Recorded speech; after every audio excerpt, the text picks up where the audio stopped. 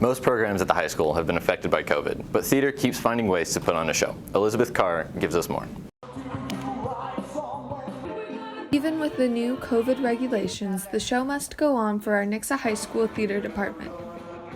Head of the theater department, Allison Fleetwood, says that while things are different, they're safer and open up more opportunities for the students to be in shows. We're doing a musical review, and I have 3 different groups of students. Each 20 students are in them, 22 in one. They get to do performances for me that make them a little bit more vulnerable, and I really just get to know them at a different level. Even if we have these regulations or don't have these regulations, I think that we can kind of bend our schedule a little bit to maybe offer different opportunities to students. The winter musical review rehearsals have had to change to accommodate these unprecedented times. Because 62 kids in one space is just not what we need. Kids are masked, they have their temperature taken at the door every day, so we're trying to be vigilant. If a kid doesn't feel well at all, they don't come. So normally I'm a stickler of kids need to be at rehearsal, they need to be here, but I've been just a little bit more lenient with if they're not feeling well, they need to stay home, we need to stay healthy. Mrs. Fleetwood says that scheduling is her most important change when it comes to keeping her students safe.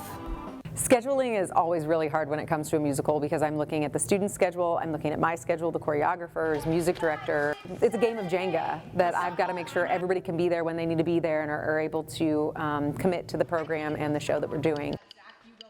The biggest thing that Mrs. Fleetwood misses is the get-togethers between students and being closer to her weirdos. One of my favorite things about the theater department is the kids' weirdness, that they are themselves and that they're awkward and they're funny and they don't care. Sure, at first glance, we're like, oh yeah, they're super chill and everything. Whenever you really get to know us, we're kind of whack. Senior and dance captain of the theater department, Sam Fleming, says that being able to work one-on-one with other classmates is a great perk from COVID. I really like how the casts are smaller, because in past years it's always been like really big casts, and I like that it always gave lots of people opportunities, and like you could always meet like new people. But then again, it was also really hard to like get one-on-one connections with people, like get to know somebody personally. But like this year, since the casts are a lot smaller because we can't have so many people on stage at once, it's a lot easier to work with people one-on-one, make sure everybody gets all their questions answered, so, like everybody understands what's going on, so you don't have like one person clueless and like a few people like know what's going on. Being in smaller casts helps everyone find their theater family a lot sooner, something that Sam didn't get to experience as a freshman.